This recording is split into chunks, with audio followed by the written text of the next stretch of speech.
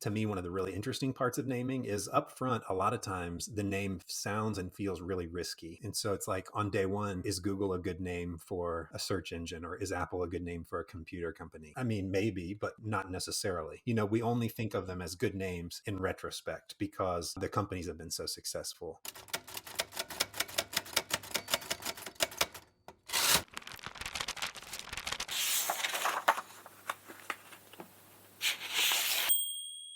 Howdy and welcome to One for the Books. I'm Sandra Broadwell. My guest today is my friend Brad Flowers. Brad is the co-founder of Bullhorn, an agency that builds impact brands with language and design. He believes businesses should be a force for good and a force for change. Brad leads naming and language generation at Bullhorn. He has a degree in English literature, which he finds more useful than he expected. Brad co-founded and is the current president of the nonprofit bike shop Broke Spoke. Brad is also the author of the naming book, 5 Steps to Creating Brand and Product Names That Sell. He lives with his wife and 2 kids in Lexington, Kentucky. Brad, thank you so much for agreeing to come on to One for the Books today. Yeah, I'm excited. I love talking about books. We'll start with the naming book. Yeah. This is described as a hands-on guide for people to approach naming their business or their brand, and specifically written for folks who aren't in this kind of world. Yes. What was your inspiration? Why did you decide to write this book? So I started off, really, it started as an internal resource. And so we were getting more and more naming projects, and we were getting busy internally. And so I kind of needed to hire freelancers. And there are a lot of people who are writers, poets, whatever, who think about language in interesting ways, but don't have any practice in naming things. Just an uncommon thing to do other than the occasional pet or something.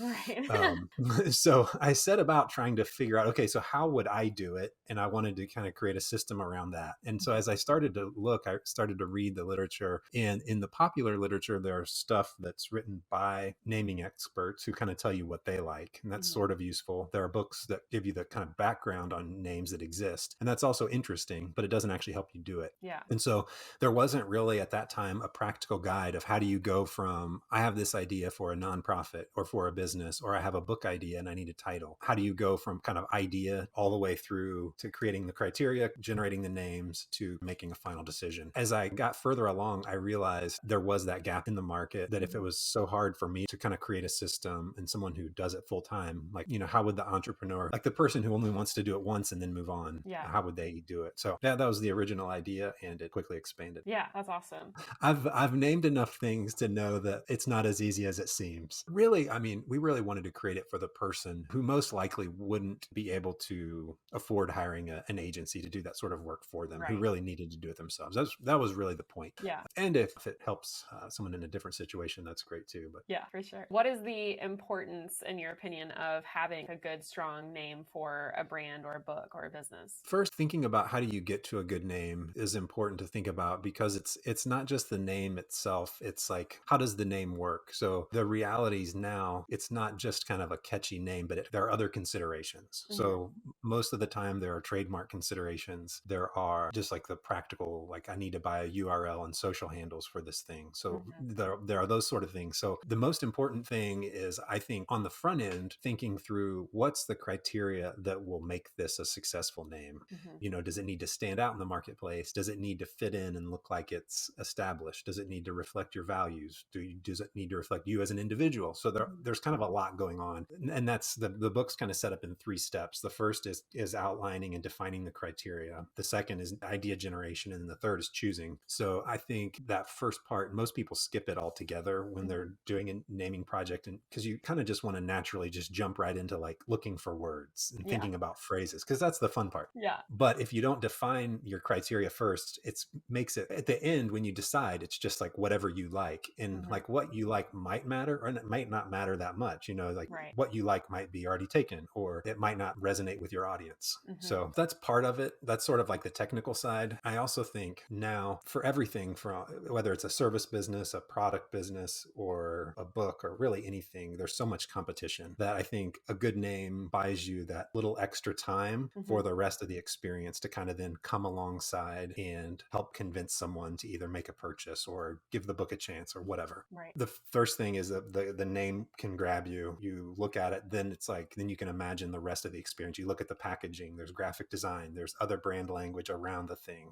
There's a description of the product itself. So it's all of these things that kind of work together. But I think the name is kind of that first hook. And if it's a good name, it can give you an advantage, certainly, by allowing the rest of the brand to fill out the space and tell that story. Yeah. I always think of brands that become verbs or like the given name of a thing. Like people will say Kleenex instead of facial Yeah. tissue, Or or Google. like Yeah. I Googled it instead of I Right. searched on the internet. So that's interesting because without context, the word Google and the word Kleenex, if we didn't already know these brands, they're somewhat meaningless. I mean, Google is obviously a number, but it's really interesting to consider. Yeah, you wouldn't necessarily know that. And again, that gets back to your criteria. What are you trying to do? And like with Google, the name didn't need to say we're organizing information on the internet, whatever the initial thing was. So I think that to me, one of the really interesting parts of naming is upfront, a lot of times the name sounds and feels really risky because a good name is creating enough space to tell all of these other stories. And so it's like on day one, is Google a good name for a search engine, or is Apple a good name for a computer company? I mean, maybe, but not necessarily. We only think of them as good names in retrospect because the companies have been so successful. So if Apple had come to you before they were Apple and were trying to come up with a name and Apple was one of the ones on the table, would you have nixed that one? Or what's your thoughts on that if you were brainstorming with a client? No,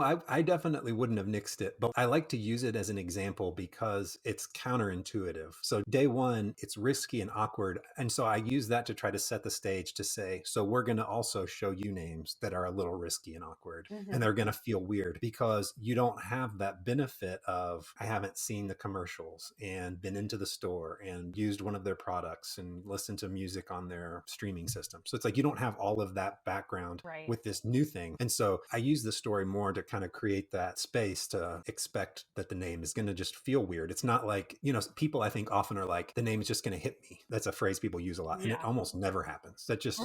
It's just the best thing that you can do is create good criteria, generate names that meet the criteria, and then make the best decision. And it's going to feel risky up front, and then you're going to live your way into it. That's how it goes. Yeah, that's cool. Do you have any good stories to share about naming processes that you've been a part of? Yeah. One of the weirdest things that happened from the book is a guy reached out to me on LinkedIn, and his last name was hard to spell. And so he wanted to write a book, and he'd already gone through my book, and he had like a short list of last names. And he wanted my input before he pitched to his family that they were all going to change their last name. Oh my gosh. Like he wasn't just going for a pen name, like he was actually going to change his name. Right.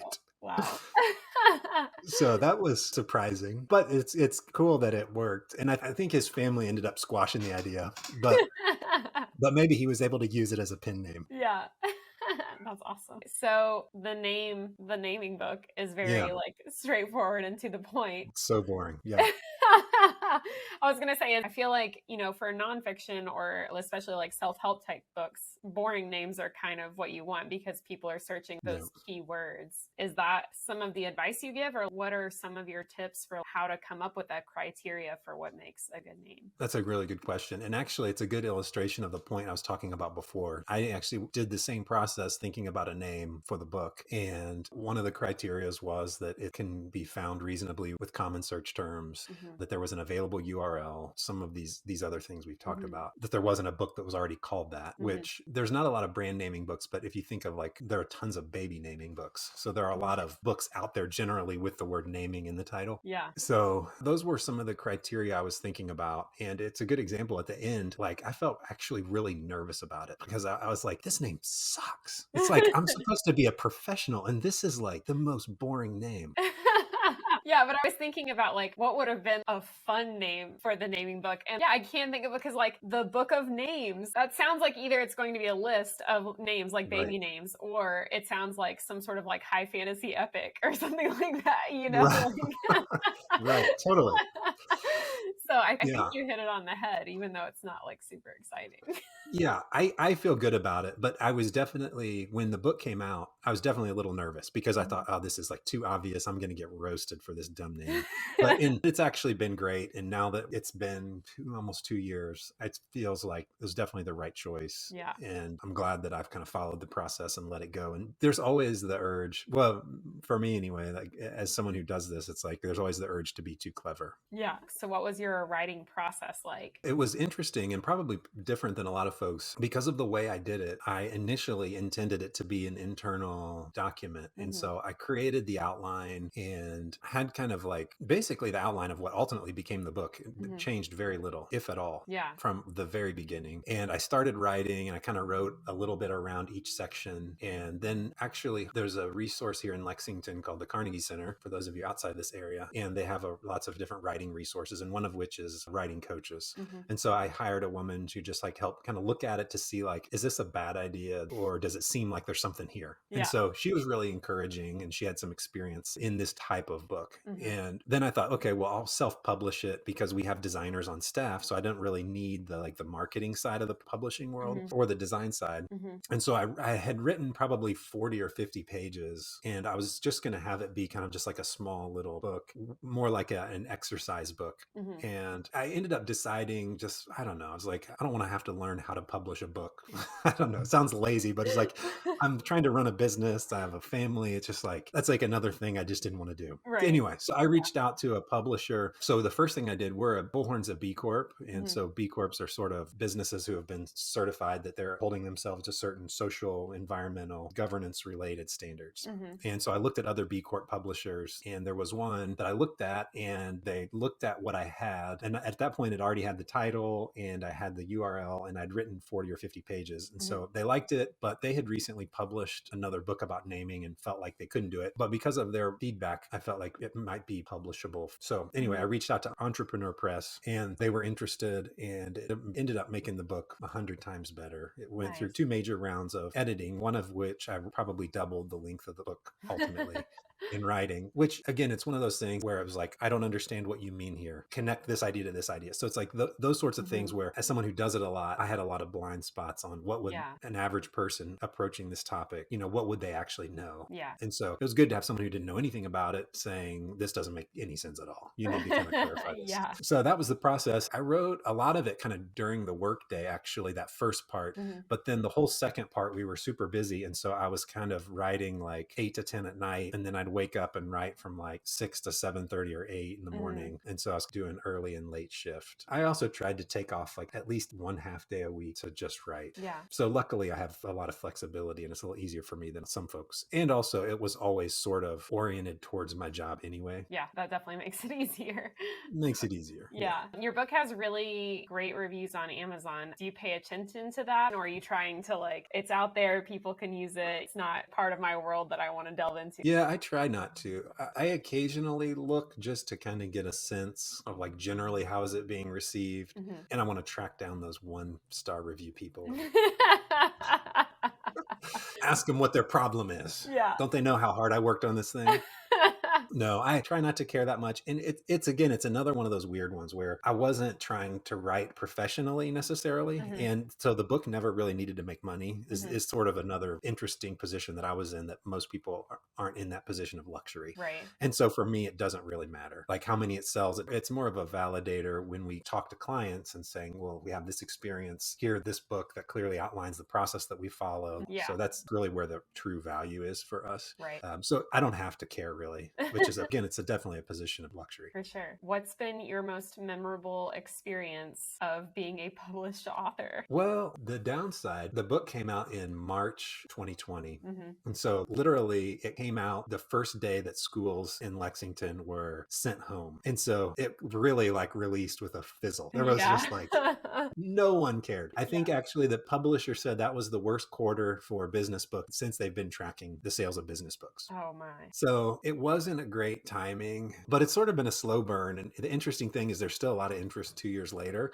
Nothing can beat the renaming the guy's family. Definitely the top. The part that is always surprising is, at least from my perspective, I wrote it and I sort of had the sense of like, my mom's going to buy a copy. A couple of my friends might comment and say like, good job. Yeah.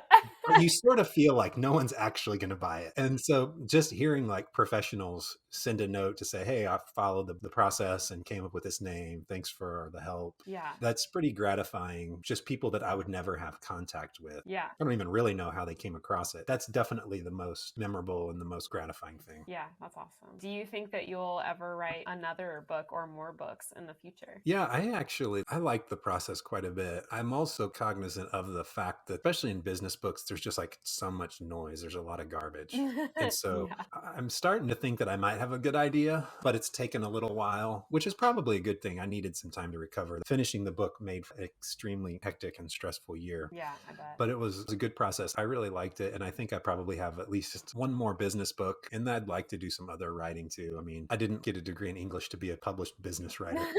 That's not something I ever thought I would like do. Yeah.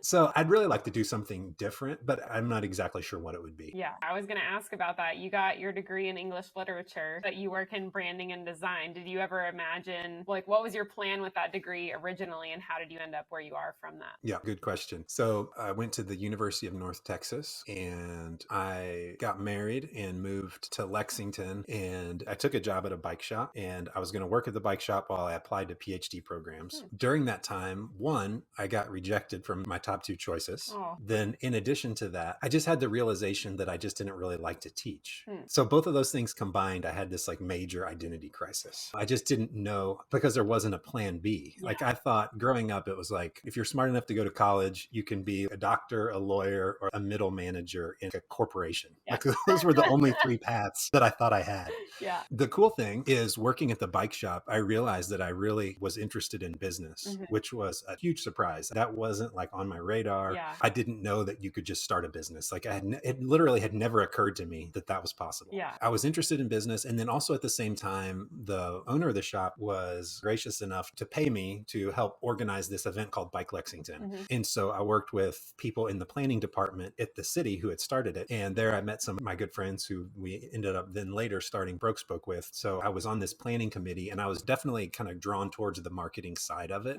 And so I had a sense that I knew I didn't want to start a bike shop. I was just sort of burnt out. I don't know, this wasn't the sort of business that I wanted to be involved with at that time in my life. I was then thinking, what then? And so I thought, well, maybe it's this like marketing, maybe there's something there. And so my co-founder, he was putting on a similar scale music event, and we thought initially that we would do event marketing. The good thing is the feedback loop in a business is really fast. So it's like people will either pay you to do it or they won't. Right. And it turns out no one would pay us to do that. So we weren't an event marketing company for very long. Yeah. The kind of the way it works from my perspective, you start off saying yes to everything, anyone who will pay you to do anything. And then over time, if you're successful, you kind of have the luxury of starting to say no to the things that you don't want to do. Yeah. Looking back, I kind of think of it in three buckets. One, it's kind of been the story of figuring out what are we good at it and like doing? Yeah. What can we make money doing? And then the third is what generally benefits our community. Over time, our sense of what we're good at and like to do has gotten much smaller. So we went from doing kind of like anything, and we've done some really weird things, to now we really just do naming, brand identity, and brand launch. Yeah. We stick to those three things, and we work across the country and are lucky to have been able to build a business doing those things, a sustainable business financially and working towards other ways, which is moves to that last point of what benefits our community. So like, while what we think we're good at has gotten a lot narrower, how we kind of think about our community has gotten a lot broader. Yeah. And holding ourselves to higher standard. And that's like a constant reevaluation. Yeah. As part of becoming a B Corp, you recertify every 3 years. And so you kind of are in these 3-year cycles of thinking like, okay, what could we accomplish in the next 3 years? What do we want to do next? Yeah, that's awesome. You said though at the beginning that you guys did some really weird stuff. So I just want to poke that. What's like a really weird thing that you did in the beginning? Well, like the first year, I remember we got an email from this woman that we knew, and she was like, hey, I don't know what a bullhorn is, but I'm putting on this event and our beer vendor just backed out. Can you guys sell beer? And so I don't know if you remember the Beaux-Arts Ball. Yeah, I do. It's a big event that's put on by the College of Design, where they go into kind of an abandoned space and refurbish it for a night. Yeah. And thousands of people come. And so it's basically a rave, right? It's basically a rave. Yeah. Yeah. So figuring out how to sell booze to like 5,000 people, who literally all 5,000 want to drink at the same time when they first get there, was a bit of a trick. I remember clearly sitting in the back of a rented box truck, like a U-Haul truck. I had on a headlamp, and I'm just like counting singles, and my hands are just like totally gray because the money was so dirty and gross. There's like spilled beer and like booze everywhere. I'm like, this is awful. I do not want to do this. Yeah, I can't even imagine.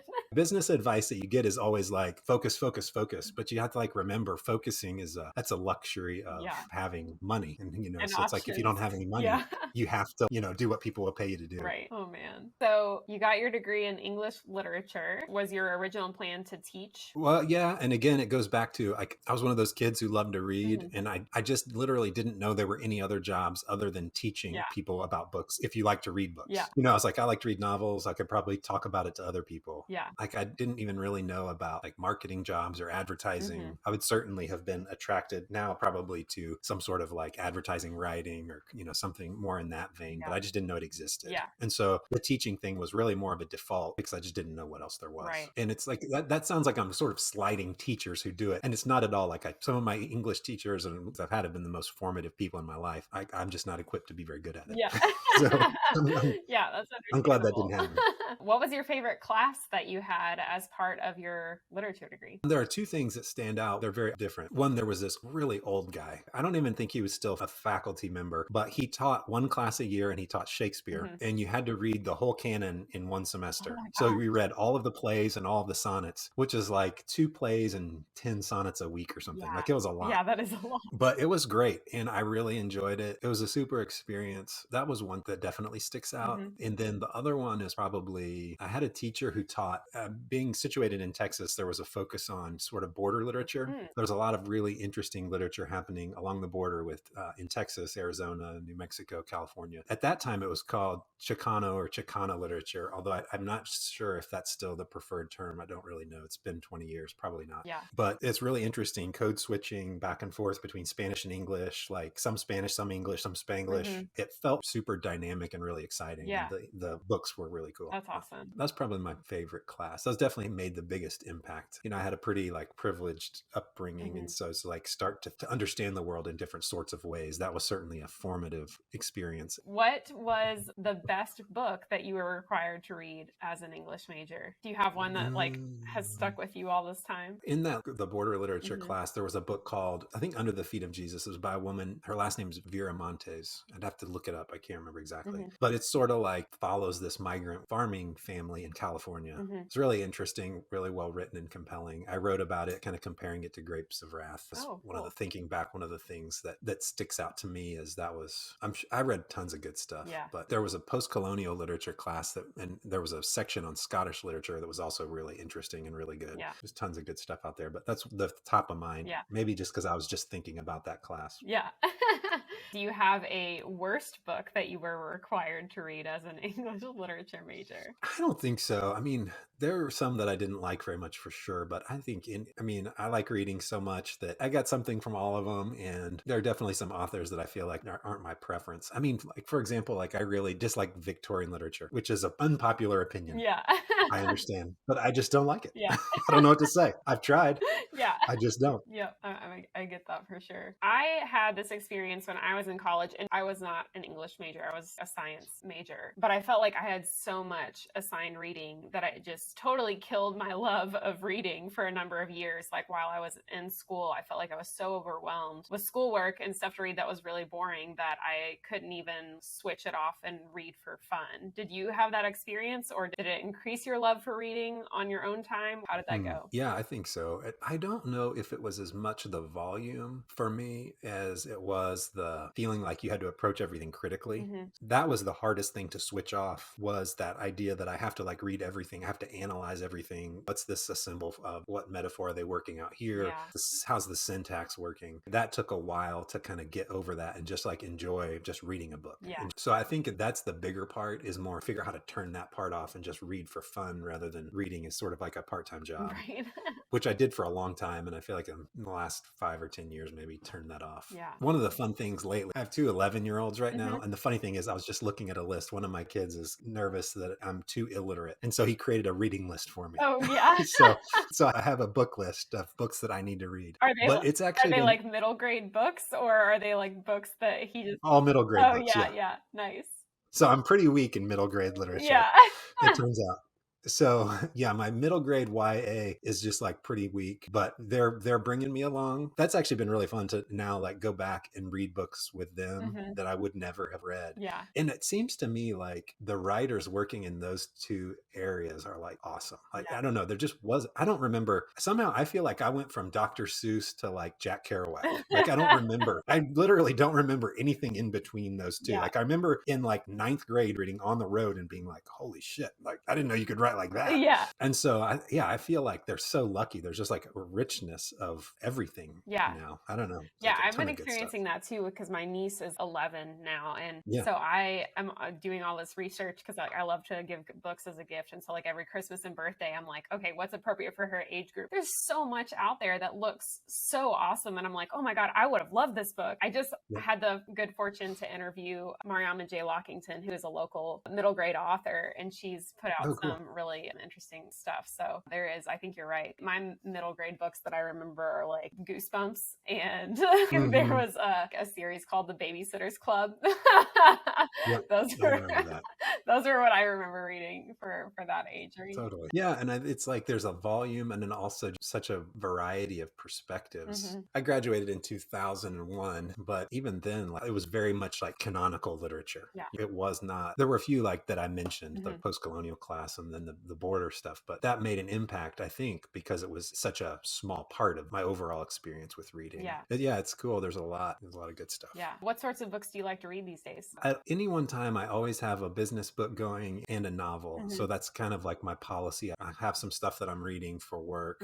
There's a guy named Daniel Kahneman who wrote a book about decision making. He won some prize for it. And then he wrote a follow-up book called Noise, which I'm reading right now, which is kind of interesting. He distinguishes between noise and bias. So bias is like, if you're like a wine judge, you may have a bias against lighter colored wines. But the noisy part of the decision is from day to day, you might have difference in opinion on the same wine. So one day you might rate it as an 86, the next a 95, the next a 70. Right. And so it's like, why does that noise happen? Right. And so like in wine, it's like, it's not that big of a deal, but judges do the same thing. So it's like, why are they more lenient in the morning than they are in the afternoon? Right. Then why are they more lenient if it's sunny than if it's cloudy? And it's like all of these things that like have huge real world implications. Right. So anyway, that's interesting thinking about decision making. What else am I reading? I read Dune this year, which was good. I hadn't read that. Yeah. I didn't read much science fiction or fantasy, and so I've really tried to like jump in. Been reading Ursula Le Guin, and then I'm also getting my middle grade books in. Don't forget.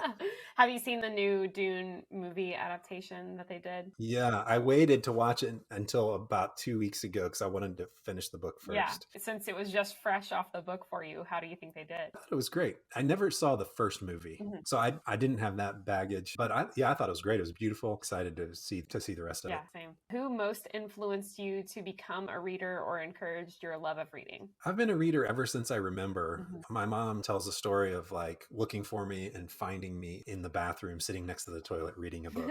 Or there was one time I got in trouble. There was this bad storm and my mom couldn't find me, and she couldn't find me for like 2 hours, and it started raining. And so apparently I had a book with me, and I just like sat under an overturned kiddie pool and just like sat there and read while it was raining. That's awesome. I mean, she encouraged me as a little kid, but then I don't know, it just like grabbed me. Yeah. I don't think I needed any encouragement. If anything, I would say there wasn't much emphasis on reading in my upbringing. I grew up in a really kind of conservative family, and our experience with church and whatnot was pretty anti-intellectual. Reading was sort of like, why are you doing that? Yeah. You don't have faith? Wow. Do you have a favorite book? I like the epic ones. I like the big immersive books. The books that I would reread would be, like I mentioned, Grapes of Wrath earlier. I like War and Peace. Some of the Russians I really like. Brothers Karamazov I really like. Those are some chunky rereads. I like Moby Dick's another good example. Yeah. But it's, I'm starting to be, it's one of those things, like I was thinking about this for this conversation, and I'm starting to like wonder what's going on because there are only these like epic books written by men. So I don't know, maybe I need to go to a therapist or something to figure out why that's all I want to read. That's funny. The cool thing is there's a lot of good, like we were talking about earlier, fantasy and stuff that I'm just starting to be introduced to Yeah. that's similar. Yeah, for sure. I'm mostly a fantasy and sci-fi reader, so I'm happy to provide some recommendations if you want. I love it.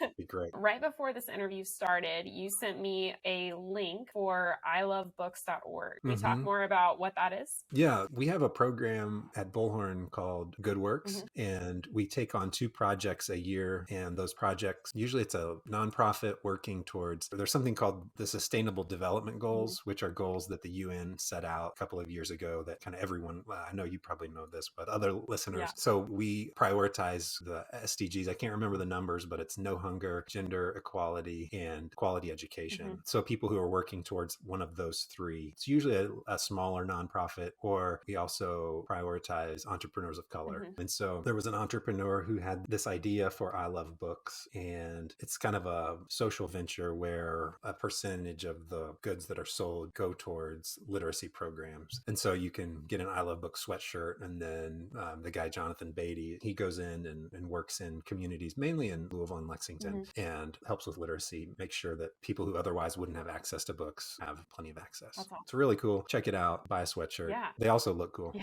So Nice. Is there anything else you'd like to share? Anecdote or call to action, anything like that? yeah, I think if you're interested in the work we do at Bullhorn, either the naming, the branding work, or the pro bono work we do, you can follow us. It's bullhorncreative.com is our website, and at Bullhorn Creative. And if you're interested in the naming book, it's thenamingbook.com. It's for sale basically anywhere you would buy books. Check it out. And if you know me, send me a letter and I'll give you a copy, because I have a bunch that didn't sell. So there's my call to action. All right. Call me and I'll help you get a good name. Brad at bullhorncreative.com. Reach out. Awesome. Well, Brad, thank you so much for being my guest on One for the Books. Yeah. To our audience, be kind, read books, and hit the subscribe button below for more bookish content in the future.